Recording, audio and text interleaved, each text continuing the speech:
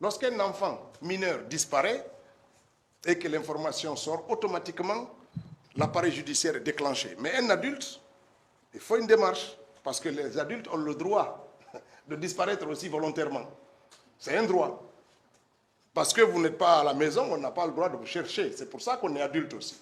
Sauf s'il y a une requête judiciaire, une inquiétude exprimée par rapport à ça, l'appareil judiciaire se déclenche. Il ne suffit pas de dire tel, parce que même si on les retrouve, s'ils ne veulent pas qu'on dise où ils sont, c'est leur droit. On ne dira pas. Donc c'est très important. Ça, c'est un deuxièmement. Pour cet avocat français-là, M. Vincent, ce qu'il dit sur la Guinée, il ne peut dire ça que sur la Guinée, et c'est ici qu'on peut trouver un relais. Et je pense que, du point de vue de son métier, du métier d'avocat, cela devrait heurter ses confrères de notre pays. Parce qu'une personne s'inquiète ou porte plainte pour le profit de citoyens qui l'ont saisi sur une inquiétude est légitime. Mais qu'ils partent jusqu'à accuser le chef de l'État, accuser le haut commandant de la gendarmerie, accuser le ministre de la Défense. C'est une déclaration très forte et qui pourrait avoir des conséquences judiciaires, y compris pour lui. Parce qu'on ne peut pas accepter tout. Vous pouvez vous inquiéter légitimement que quelqu'un a disparu, j'ai été saisi par les membres de sa famille ou ses amis de porter plainte. Très bien. Mais lorsque vous indexez des personnes, vous devrez avoir des éléments de preuve suffisamment solides pour aller dans ce sens-là. Ce type de déclaration ne peut être dit qu'ailleurs et sur des pays comme notre pays. Et ce n'est pas acceptable.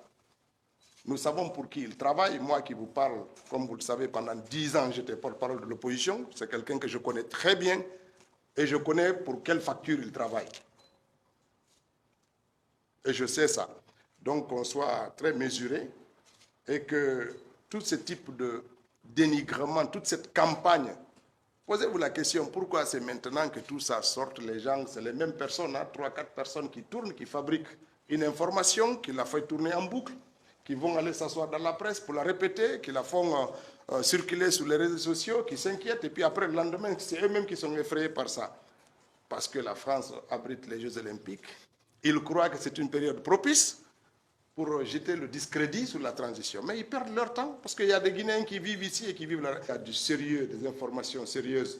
La justice guinéenne est à l'écoute et les démarches sont entreprises pour faire en sorte, s'ils sont dans les mains de quelqu'un ou d'une institution ou d'une organisation, qu'ils soient retrouvés. Nous travaillons dans ce sens-là et l'appareil judiciaire est mobilisé pour ça et à l'écoute de toute bonne information par rapport à ça. Mais pour le reste, la campagne de discrédit, bon, elle arrive à sa fin, hein, parce que quand on a fait le tour de France 24, TV5 et RFI, après on se repose un peu. Bon, ben voilà, là ils ont fait le tour. Maintenant, j'espère que la calmie va venir dans les prochains.